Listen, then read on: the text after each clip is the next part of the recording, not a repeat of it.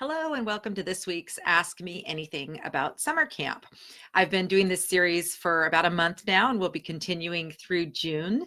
And each week, I'm answering a question that parents often have about summer camp.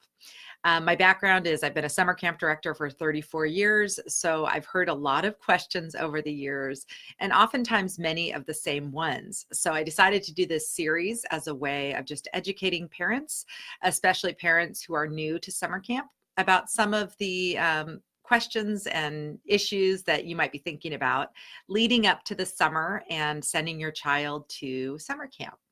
So today's question that I'm going to cover is what information does your child's summer camp need about your child?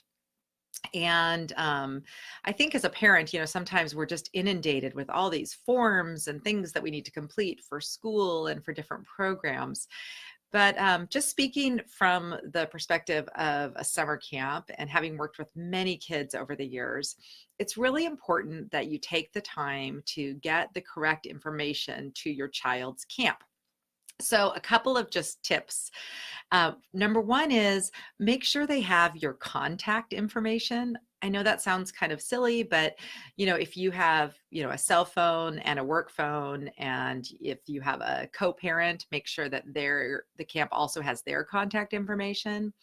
Also, it's really important that as a camp, we have another contact in case we can't get in touch with either you or the other parent. That's really important. So, especially if you've moved or changed numbers or contact information, make sure that the camp has the up-to-date information for you. Another thing that you might not think of is to make sure that in your email settings, the camp's email address is one of your allowed senders. So your email will not spam out any emails from the camp. A lot of times when camp is sending information to you, it will be sent to every family who's attending the same session as your child or everyone in the same group. So it's important that the camp can get through to you. So email is obviously a great way for camps to send out information. And so just make sure you're getting those emails and they're coming into the correct inbox for you.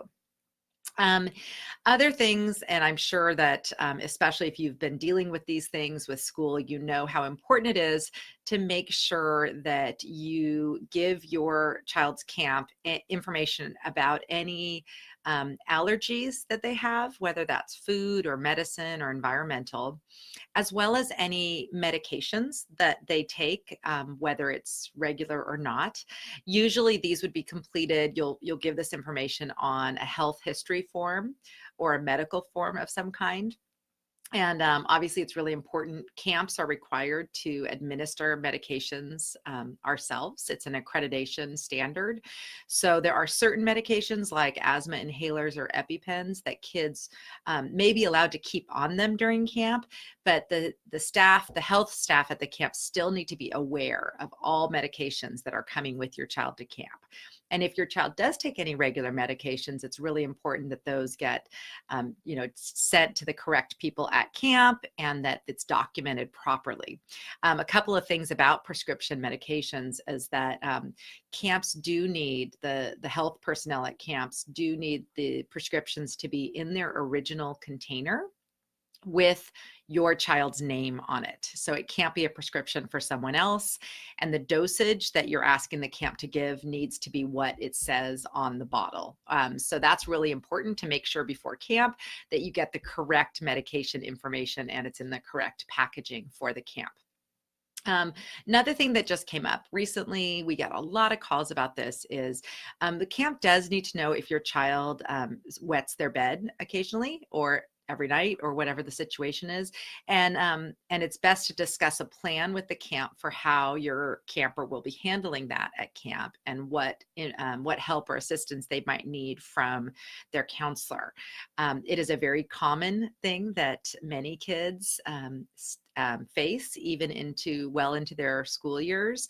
And so it's something that shouldn't hold you back from having your child go to camp, but it is something that you'll definitely want to talk to the the health personnel or the director at your child's camp to make sure that they're ready and prepared, and will make sure to help your child handle that without any embarrassment or anything like that.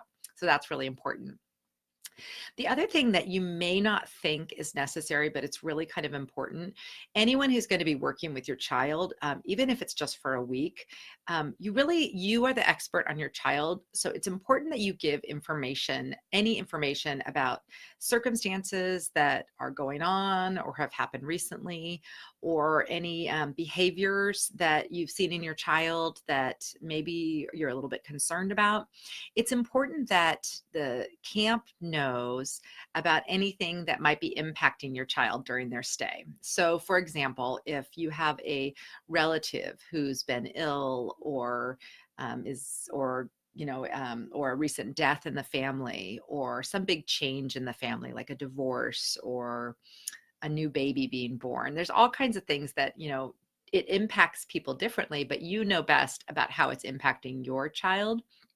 And so even if it's just sort of an informational thing, saying that, about what's happening and how the child seems to be handling it, and what your recommendation is for the counselor if the camper talks about it or it comes up in conversation.